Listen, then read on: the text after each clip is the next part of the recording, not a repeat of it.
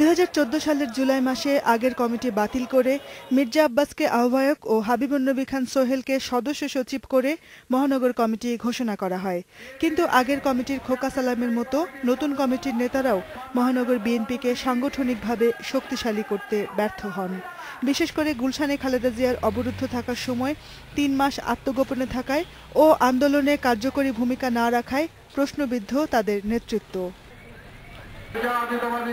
দলের নেতারা জানান, আপাতত আন্দোলন কর্মসূচি না দিয়ে দল গোছানোর দিকে মনোযোগী হয়েছে বিএনপি। পরিবর্তন আসতে পারে মহানগরের নেতৃত্বে। কাকে আনলে ভালো হবে না হবে সেটা চূড়ান্ত সিদ্ধান্ত অবশ্যই আমাদের চেয়ারপারসন বেগম খালেদা জিয়া দেবেন।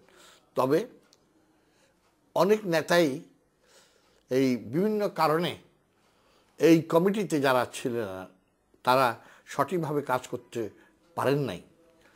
তাই যারা কাজ করতে পারবেন না তাদেরকে কমিটিতে রেখে কমিটির কি কোনো সৌন্দর্য বৃদ্ধি হবে?